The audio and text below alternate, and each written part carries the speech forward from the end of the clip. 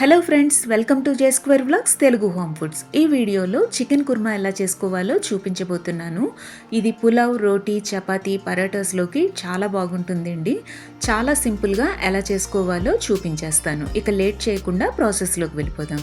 First stove మీద pan పెట్టుకుని నీట్గా క్లీన్ చేసుకున్న చికెన్ వేసుకోవాలి. ఇప్పుడు దీనిలోకి 1/2 table spoon salt, 1/2 table spoon పసుపు, ఒక చిన్న గ్లాస్తో వాటర్ వేసుకోవాలి.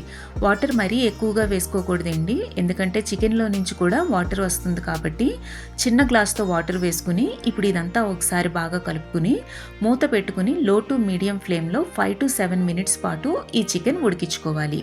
మధ్య మధ్యలో మూత తీసి చికెన్ను కలుపుకుంటూ ఉండాలండి. చికెన్ కూడా ఉడికిందో లేదో చెక్ చేసుకోవాలి. చికెన్ ఉడకకపోతే మరలా మూత పెట్టుకుని మరొక 5 మినిట్స్ పాటు చికెన్ను ఉడికించుకోవాలి.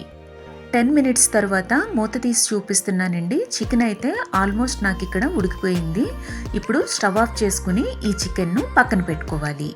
నెక్స్ట్ మిక్సీ జార్లోకి 4 టేబుల్ స్పూన్ల పచ్చి కొబ్బరి ముక్కలు వేసుకోవాలి. 2 టేబుల్ స్పూన్ల జీడిపప్పు, 1 టేబుల్ స్పూన్ గసగసాలు వేసుకుని కొద్దిగా వాటర్ వేసుకుని ఫైన్గా పేస్ట్ చేసుకుని ఈ పేస్ట్ను ఒక కప్లోకి తీసుకుని పక్కన పెట్టుకోవాలి.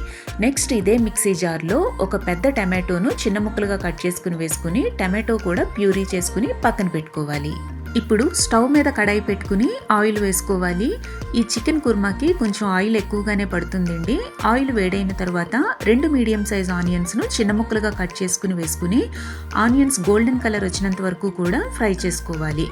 ఆనియన్స్ ఇలా గోల్డెన్ కలర్లోకి ఫ్రై అయిన తర్వాత 1 టేబుల్ స్పూన్ అల్లం వెల్లుల్లి పేస్ట్ వేసుకుని ఈ అల్లం వెల్లుల్లి పేస్ట్లో ఉండే పచ్చివాసన పోయినంత వరకు కూడా ఫ్రై చేసుకుంటూ ఉండాలి. అల్లం వెల్లుల్లి పేస్ట్ ఇలా వేగిపోయింది కదండి. ఇప్పుడు దీనిలోకి పసుపు, కారం, ఉప్పు, ధనియాల పొడి, జీలకర్ర పొడి ఈ స్పైసెస్ వేసుకుని ఇవి కూడా ఆయిల్లో కొద్దిసేపు ఫ్రై అయ్యే విధంగా కలుపుకుంటూ ఉండాలి. నెక్స్ట్ టమాటో ప్యూరీ వేసుకోవాలండి. ఈ టమాటో ప్యూరీ కూడా పచ్చివాసన పోయి ఆయిల్ సెపరేట్ అయినంత వరకు కూడా ఫ్రై చేసుకుంటూ ఉండాలి. ఇవి బాగా ఫ్రై అవ్వాలండి, లేదంటే కూర పచ్చివాసన వస్తూ ఉంటుంది. ఇప్పుడు ఈ టమాటో ప్యూరీ ఇలా ఫ్రై అయిన తర్వాత దీనిలోకి 3 టేబుల్ స్పూన్ల పెరుగు వేసుకోవాలి. ఈ పెరుగు కూడా బాగా కలుపుకోవాలండి, ఎక్కడ ఉండలు లేకుండా అంతా బాగా కలుపుకుని ఫ్రై చేసుకోవాలి. నెక్స్ట్ దీనిలోకి మనం ముందుగానే మిక్సీ చేసి పక్కన పెట్టుకున్నాం కదా పచ్చి కొబ్బరి, జీడిపప్పు పేస్ట్, ఆ పేస్ట్ను కూడా ఇక్కడ యాడ్ చేసుకుని అంతా కూడా బాగా కలుపుకోవాలి. ఈ పేస్ట్ వేసుకున్న తర్వాత లో టు మీడియం ఫ్లేమ్లో పెట్టుకుని కొద్దిసేపు ఫ్రై చేసుకుంటూ ఉండాలి. కొద్దిసేపటి తర్వాత ఆయిల్ సెపరేట్ అవుతూ ఉంటుంది. అలాంటప్పుడు మనం ముందుగానే ఉడికించి పక్కన పెట్టుకున్న చికెన్ ఉంది కదండి, దాన్ని వాటర్తో పాటు ఇక్కడ యాడ్ చేసుకుని అంతా ఒకసారి బాగా కలుపుకోవాలి. తరువాత మీ కన్సిస్టెన్సీకి తగినట్టుగా మరికొద్దిగా వాటర్ని యాడ్ చేసుకోవాలి. నెక్స్ట్ 2 పచ్చిమిరపకాయలను కట్ చేసుకుని వేసుకుని అంతా బాగా కలుపుకుని మూత పెట్టుకుని 5 మినిట్స్ పాటు ఈ కూరను ఉడికించుకోవాలి.